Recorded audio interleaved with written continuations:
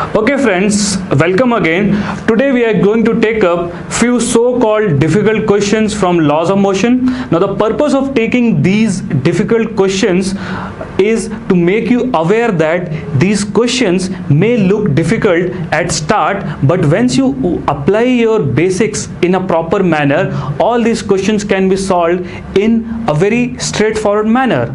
Okay, so in last few videos we talked about how we'll deal with Freebody diagram, right? So I am assuming that you know steps of solving problems using Freebody diagram. So if you have not watched those videos, I request you to watch those before we even start solving these questions. Okay, so in this question there are two masses as shown in the figure. We need to find out acceleration of m2. Okay, now what comes in your mind when you look at this diagram? So let us critically analyze the situation.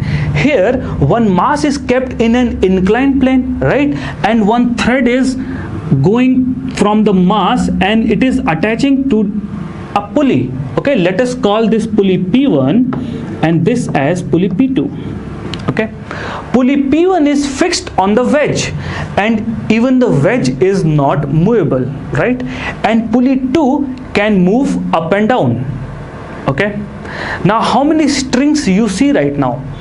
We have one string and second one. Okay, now here the assumption is strings are massless, frictionless, and they are inextensible. Okay, so if that is the assumption, then single string will have single tension. Okay, so that we have learned about tension force. So if this is one string, so this entire string only one force will be there, and similarly in this entire string one tension will be there. These two tensions are different from each other because they are two different strings. Okay, so let us draw the Freebody diagram of m1 and m2. Okay, so I'll take m1 like this, right? Now friction I am assuming to be absent in whatever surface of contact, the friction is absent. So even with m1 and the wedge, friction is not there. Okay, so m1 experience a force m1g, right? This gravitational force will be always vertically downwards no matter in what orientation the mass is kept. Okay, what other force is there? There is a tension T1, right? Any other force? This mass is in contact with the wedge, right? So that is why this wedge will apply a normal force on the mass, and normal force is always a push force, right? So normal force will push the mass like this. So let us call this N1. Okay, is there any other force? We have learned only 5 forces, right? In mechanics usually you'll see only 5 forces: gravitational, tension, normal reaction, friction, and spring, right? So there should not be any confusion. Out of 5 forces we have 3 forces here, other 2 forces are absent, right? Because friction is not there and spring is not there. Now we have to pick the coordinate axis. Now one obvious choice of coordinate axis is like this. Why we are taking this as our coordinate axis? Because if we take coordinate axis like this, then many vectors are already along x or y axis. I don't need to resolve them later on. Okay, in fact the direction of acceleration, if let us call this acceleration a1, even acceleration is along one of the axes. So this becomes an obvious choice of coordinate axis. If you take your coordinate axis horizontally and vertically, then you have to take components of all these 3 vectors along x and y axis. Okay, so is all the vectors aligned along x and y axis? No, there is this one force mg which is neither along x or y axis. So I have to take component of mg. Fine. So if I take component of mg along the incline, it is mg sine phi and perpendicular to incline, it is mg cos phi. Fine. Now one common mistake which I see students do is once they resolve the force, then they also take component of component. Okay, you should never do it. You should only take component once. You can't take component of a component.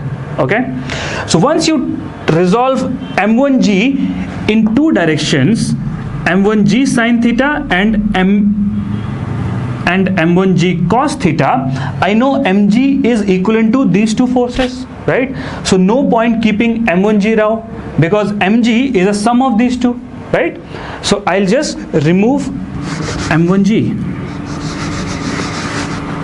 Fine. So this is the situation with mass m1. Okay. Now what I'm going to do is I'm going to write down this equation. Sum of all external forces along x direction is mass time acceleration along x direction, and sum of all forces along y direction is mass time acceleration along y direction for mass m1. Okay, so if I do this, the first one, if I apply, I'll get T1 minus m1g sin phi is equal to m1 into a1, right? So I have taken direction of acceleration to be positive, and then whatever forces along the acceleration, I'm taking it as positive. So only T1 is there. So T1 minus m1g sin phi is equal to m1 a1. A1 is acceleration along x-axis. Now I'll use this equation to write down the equation along y-axis. So it will be n1 minus m1g cos phi is equal to what? Is there any acceleration along y-axis? There is acceleration only along x-axis, and this acceleration component along y-axis will be 0 because a vector component perpendicular to itself is 0. So this is 0. So I have got equation 1 and equation 2. So these are the two equations for mass m1. Okay. Now let us try to find out similar type of equation for mass m2. Okay. So I'll draw Freebody diagram of m2 here. This is m2. It will have a force m2g downwards, and it will have a tension due to the string. Tension always pulls, it can never push. So will this be equal to T1? No, it will not be, because these are the two different strings. So I'll mark it as T2. Is there any other force on m2? There are no other forces, right? And m2 is accelerating downwards, right? As this m1 goes up, m2 must go down, right? Are their accelerations equal? Need not be, right? So let us first assume that its acceleration is a2. Okay, so there is nothing in a horizontal direction. So if I keep my x and y axis for second mass like this, I'll see that there is nothing along x-axis. Everything is along y-axis. Okay, now you will notice that I have taken xy axis differently for m1 and differently for m2. So that you can do. For every mass you can have a separate x and y coordinate. Okay, they need not be same, because at the end of the day you are writing the scalar equations. Fine. So if you write equation of motion along y-axis for m2, you'll get as m2g minus t2 is equal to m2a2. Okay, so this is equation number 3. Fine. Now how many variables we have right now? We have t1, n1, t2, then we have a1 and a2. So we have in total 5 variables. Okay, so our intention here is to get the acceleration, right? So this equation number 2, this is not that useful. Okay, so if I just look at equation number 1 and 3, I have T1, T2, A1 and A2. I have 4 variables. Now I need 2 more equations to solve all these. Okay, so in order to get 2 more equation, I need to draw Freebody diagram first of this pulley. Okay, so let us do that. So this is pulley P2. This pulley is getting pulled with a tension T1, right? This entire string is one single one, so it will have same tension T1. Now this pulley is also getting pulled down with tension T2.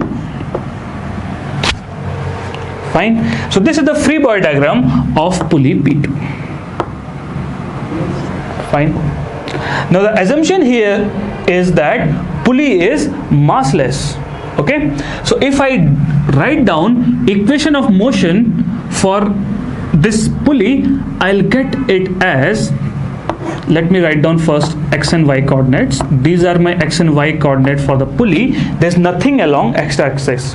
So along y-axis, I'll get as 2 times T2 minus T1 is equal to mass of pulley, which is 0, into acceleration. So whatever is the acceleration of pulley, m into a of pulley will become 0. So this is 0. This gives me 4th equation. Fine. So now I have 4 equations and 5 variables. I need another equation. Now where do you think you'll get another equation from? Another equation is a constraint equation. There is a relation between whatever this moves and whatever m2 moves, isn't it? Their motions are related.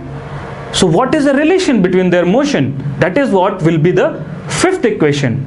Okay, now when you look at the constraint equation, there is no physics behind it. It's all mathematics. So you need to visualize the motion properly. Okay, and one more thing which you should understand here is that in a constraint motion, whatever is the relation between the displacement, that the same relation holds good for velocity and acceleration.